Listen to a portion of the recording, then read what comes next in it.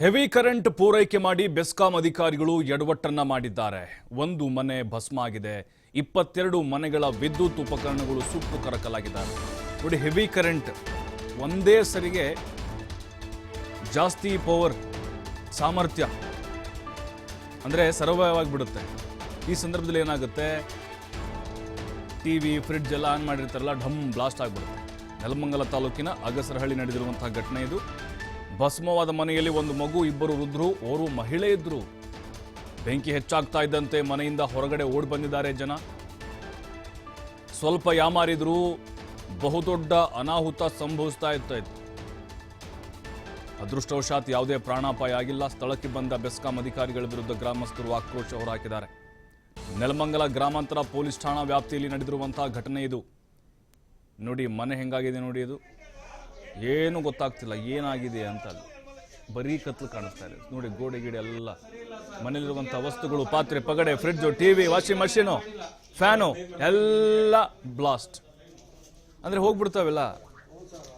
ಯಾಕಂದ್ರೆ ನಿಮ್ಗೆ ನೆನಪಿರ್ಬೋದು, ನಿಮ್ಮ ಮನೇಲೂ ಕೂಡ ಇಂಥ ಅನುಭವ ಆಗಿರುತ್ತೆ. ನೀವೇನೋ ಒಂದು ಟಿವಿ ಆನ್ ಮಾಡಿರ್ತೀರಾ ಅಥವಾ ಫ್ರಿಡ್ಜ್ ಏನೋ ಇದು ಮಾಡಿರ್ತೀರಾ, ಹೆವಿ ಕರೆಂಟ್ ಬರುತ್ತೆ ಅಥವಾ ಬಲ್ಬ್ ಏನೋ ನಿಮಗೆ ಢಪ್ ಅಂತ ಸೌಂಡ್ ಬರುತ್ತೆ.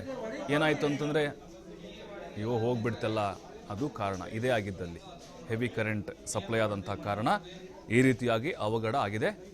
ಈಗ ಅಲ್ಲಿ ಅಧಿಕಾರಿಗಳು ಬಂದಿದ್ದರು, ಅವ್ರನ್ನ ಹಿಗ್ಗಾಮುಗ್ಗ ತರಾಟೆಗೆ ತೆಗೆದುಕೊಂಡಿದ್ದಾರೆ. ನೋಡಿ, ಅದರಲ್ಲೂ ಬದುಕುಳಿದಿದ್ದಾರೆ.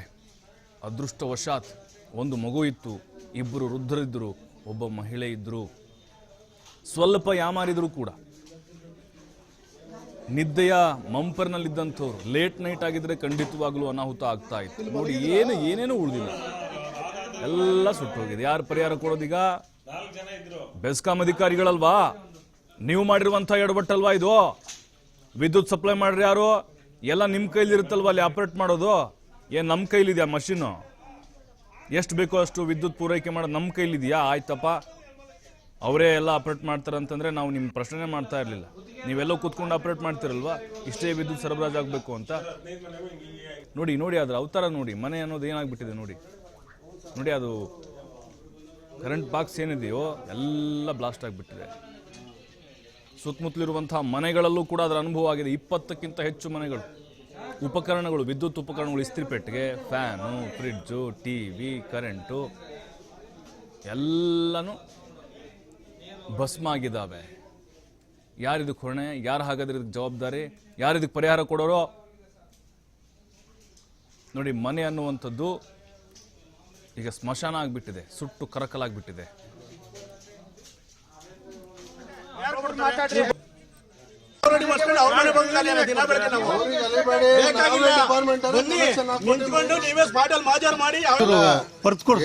ಗೊತ್ತಾ, ಮೀಟರ್ ನಾನು ಹಾಕ್ಸ್ಕೊಡ್ತೀನಿ, ಸುಟ್ಟೋಗಿದೆ ಎಲ್ಲ ರೀಪ್ಲೇಸ್ ಮಾಡಿಸ್ಕೊಡ್ತೀನಿ.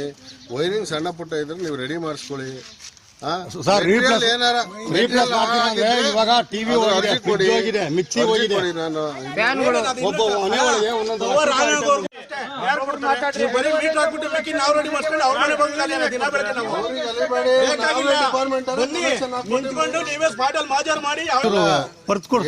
ಗೊತ್ತಾ, ಮೀಟರ್ ನಾನು ಹಾಕ್ಸ್ಕೊಡ್ತೀನಿ, ಸುಟ್ಟೋಗಿದೆ ಎಲ್ಲ ರೀಪ್ಲೇಸ್ ಮಾಡಿಸ್ಕೊಡ್ತೀನಿ. ವೈರಿಂಗ್ ಸಣ್ಣ 3 ಗಂಟೆಲಿ ಆಗಿರೋಂಥದ್ದು.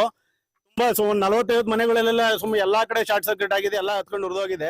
ಕೆವಿಬಿಗೆ ಇಮಿಡಿಯೇಟ್ ಆಗಿ ವಿತಿನ್ ಒಂದು 5 ಸೆಕೆಂಡ್ 5 ನಿಮಿಷದಲ್ಲಿ ಫೋನ್ ಮಾಡಿದ್ದೀವಿ. 2.5 ಅವರ್ 3 ಅವರ್ ಆದ್ಮೇಲೆ ಸ್ಪಾಟ್ ಬಂದಿದ್ದಾರೆ.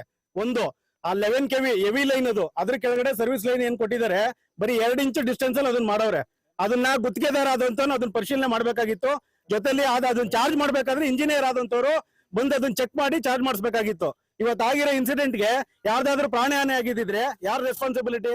ಇವಾಗ ಬಂದು ಆಯ್ತು ಬಿಡ್ರಿ, ಅದೇನಾಗಿದೆ ನಾವು ರೆಡಿ ಮಾಡ್ತೀವಿ ಅಂತಾರೆ. ಪ್ರಾಣ ಹೋಗಿದ್ರೆ ಅವ್ರ ಕೈಲಿ ಕೊಡಕ್ ಆಗ್ತಾ ಇತ್ತಾ? ಇಂಜಿನಿಯರ್ಗಳು ಅದನ್ನ ಏನೋ ನೆಗ್ಲಿಜೆನ್ಸ್ ಮಾಡಿರೋದ್ರಿಂದ ಪ್ರಾಬ್ಲಮ್ ಆಗಿರೋದು. ಕೂಡ್ಲೆ ಅವ್ನು ಯಾರು ಕಾಂಟ್ರಾಕ್ಟರ್ದಾರರು ಅದನ್ನ ಲೈನ್ ಮಾಡಿದ್ದಾರೆ, ಅವನ ಮೇಲೆ ಕ್ರಮ ತಗೊಬೇಕು. ಮೊದಲು ಇಮಿಡಿಯೇಟ್ ಆಗಿ ಕ್ರಮ ತಗೊಂಡು ಈಗ ಆಗಿರೋ ಮನೆಗಳಿಗೆ ಏನಾಗಿದೆ, ಯಾರಿಗೂ ಸಾರ್ವಜನಿಕರ ಕೈಯಿಂದ ₹1 ಬಂಡವಾಳ ಹಾಕ್ಸಂಗೆ ಅವ್ರ ಕೈಯಿಂದ ಅದನ್ನ ತನಿಖೆ ಮಾಡಿ ಏನೇನ್ ಸಾಮಗ್ರಿಗಳು ಹೋಗಿದೆ, ಏನೇನಾಗಿದೆ ಕಂಪ್ಲೀಟ್ ಅವರು ಎಲ್ಲ ರೆಡಿ ಮಾಡ್ಕೊಡ್ಬೇಕು. ರೆಡಿ ಮಾಡ್ಕೊಡ್ಲಿಲ್ಲ ಅಂದ್ರೆ ನಾಳೆ ಬೆಳಗ್ಗೆ KEB ಹತ್ರ ಎಲ್ಲ ಜನ ಸರ್, ಇದು ಎಲೆಕ್ಟ್ರಿಕಲ್ ಗುತ್ತಿಗೆದಾರರ ಬೇಜವಾಬ್ದಾರಿಯಿಂದ ರೋಡಲ್ಲಿ ಹೆಂಗ್ ಬೇಕು ಹಂಗ್ ಲೈನ್ ಎಳೆದ್ಬಿಟ್ಟು 11 KV ಮತ್ತೆ ಇದು ಮಾಮೂಲಿ ಮನೆ ಕರೆಂಟ್ಗೆ ಕಲೆಕ್ಷನ್ ಆಗ್ಬಿಟ್ಟು ಫುಲ್ ಸುಮಾರು ಇವತ್ತು ನಮ್ಮೂರಾಗೆ ಒಂದು 30 ಮನೆ ಫುಲ್ ಶಾರ್ಟ್ ಸರ್ಕ್ಯೂಟ್ ಆಗಿ ಮನೆಯಲ್ಲಿರೋ ಎಲೆಕ್ಟ್ರಾನಿಕ್ ವಸ್ತುಗಳೆಲ್ಲ ಸುಟ್ಟೋಗಿದೆ. ನಮ್ಮ ಅದೃಷ್ಟನ ನಮ್ಮೂರ ಅದೃಷ್ಟನ ಗೊತ್ತಿಲ್ಲ ಸರ್. ಒಬ್ರಿಗೂ ಯಾರಿಗೂ ಪ್ರಾಣಾಪಾಯ ಆಗಿಲ್ಲ. ಸ್ವಂತ ನಮ್ಮ ಅಕ್ಕವ್ರ ಮನೆಗೇನೆ 4 ವರ್ಷದ ಮಗು ಇತ್ತು. ಅವ್ರು ಸ್ವಲ್ಪ ಮಿಸ್ ಆಗಿದ್ರು, ಅವ್ರಿಗೆ ತುಂಬಾ ಹೆಚ್ಚು ಕಮ್ಮಿ ಆಗ್ತಿತ್ತು, ಪ್ರಾಣಹಾನಿನೇ ಆಗ್ತಿತ್ತು. ಪೂರ ಮನೆನೇ ಎತ್ಕೊಂಡು ಹೋಗಿದೆ ಸರ್. ಮನೆಯಲ್ಲಿರೋ ಥಿಂಗ್ಸ್ ಐಟಮ್ ಎಲ್ಲ ಎತ್ಕೊಂಡು ಉರ್ದೋಗಿದೆ. ಇದಕ್ಕೆ ನಾವು ಫಸ್ಟ್ ಆಫ್ ಆಲ್ ಈ ಗುತ್ತಿಗೆದಾರರನ್ನ ಫಸ್ಟ್ನೇ ಇದು ಮಾಡ್ತೀವಿ ಸರ್, ಆರೋಪಿಸ್ತೀವಿ. ಸೆಕೆಂಡ್ನೇದಾಗಿ ಬೆಸ್ಕಾಂ ಅಧಿಕಾರಿಗಳನ್ನ ದೂಷಿಸ್ತೀವಿ. ಯಾಕೆಂದ್ರೆ ಯಾರು ಬಂದು ಅದನ್ನ ಪರಿಶೀಲನೆ ಮಾಡಿಲ್ಲ. ಅದರಿಂದ ಈ ರೀತಿ ಆಗಿದೆ.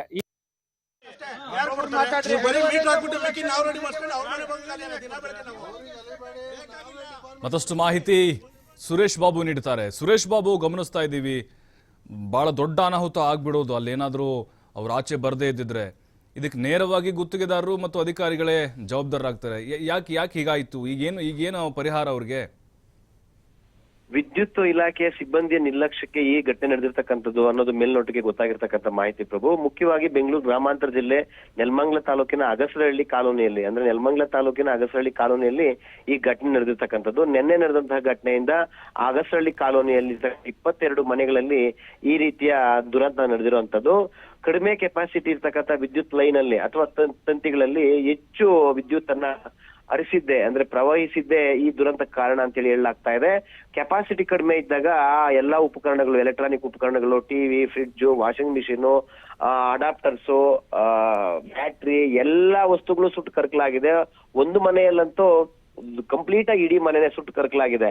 ಆ ಮನೇಲಿದ್ದಂತಹ 2 ಮಕ್ಕಳು, ಮನೇಲಿರ್ತಕ್ಕಂಥ ಜನ ಯಾವಾಗ ಏನು ವಿದ್ಯುತ್ ಹೆಚ್ಚಾಗಿ ಪ್ರವಹಿಸಿದ್ರಿಂದ ಆಗಿರ್ತಕ್ಕಂಥ ದುರಂತ ಇದೊಂದು ಗೊತ್ತಾಗುತ್ತೋ ಕೂಡ್ಲೇ ಅಲ್ಲಿರ್ತಕ್ಕಂಥ ಜನ ಎಲ್ಲ ಮನೆಯಿಂದ ಆಚೆ ಬಂದು ತಮ್ಮ ಜೀವಗಳನ್ನ ರಕ್ಷಣೆ ಮಾಡ್ಕೊಳ್ತಾರೆ. ಆ ನೊಂದವರ ಸಂತ್ರಸ್ತರ ಮಾತುಗಳಲ್ಲಿ ಕೇಳಿದ್ರೆ ತುಂಬಾ ನೋವಾಗುತ್ತೆ. ಭಾರಿ ಅನಾಹುತದಿಂದ ಆ ಏನು ಅಗಸರಹಳ್ಳಿ ಕಾಲೋನಿ ಬಚಾವಾಗಿದೆ ಅಂತ ಹೇಳ್ಬೋದು. ಇದಕ್ಕೆಲ್ಲ ಆ ವಿದ್ಯುತ್ ಲೈನ್ ಏನ್ ಕೆಪಾಸಿಟಿ ಕಡಿಮೆ ಇತ್ತು, ಅದ್ರಲ್ಲಿ ಹೆಚ್ಚು ವಿದ್ಯುತ್ ಅನ್ನು ಯಾಕೆ ಹರಿಸಿದ್ರಿ? ಈ ತರ ಅಕಸ್ಮಾತ್ ಏನಾದ್ರು ಜೀವಗಳಿಗೆ ತೊಂದರೆ ಆಗಿದ್ರೆ ಯಾರು ಜವಾಬ್ದಾರರು? ಅಳಲ್ ತೋಡ್ಕೊಳ್ತಾ ಇದ್ರೆ ಘಟನಾ ಸ್ಥಳಕ್ಕೆ ಬಂದಂತಹ ಬೆಸ್ಕಾಂ ಸಿಬ್ಬಂದಿ ಯಾವುದೇ ರೀತಿಯ ಸೂಕ್ತ ಉತ್ತರ ಕೊಡಲಾಗದೆ ಪರದಾಡ್ತಾರೆ. ಈ ಸಂಬಂಧ ಬೆಂಗಳೂರು ಗ್ರಾಮಾಂತರ ಜಿಲ್ಲೆಯ ನೆಲಮಂಗಲ ತಾಲೂಕಿನ ಗ್ರಾಮಾಂತರ ಪೊಲೀಸ್ ಠಾಣೆಯಲ್ಲಿ ಪ್ರಕರಣ ದಾಖಲಾಗಿದೆ. ಪೊಲೀಸರು ತನಿಖೆಯನ್ನು ಮುಂದುವರಿಸಿದ್ದಾರೆ. ಪ್ರಭು, ಥ್ಯಾಂಕ್ ಯು ಸುರೇಶ್ ಬಾಬು ಮಾಹಿತಿಗಾಗಿ. ಏನಾಗಿದೆ ಗೊತ್ತಾ, ಮೀಟರ್ ನಾನು ಹಾಕ್ಸ್ಕೊಡ್ತೀನಿ, ಸುಟ್ಟೋಗಿದೆ, ಎಲ್ಲ ರೀಪ್ಲೇಸ್ ಮಾಡಿಸ್ಕೊಡ್ತೀನಿ.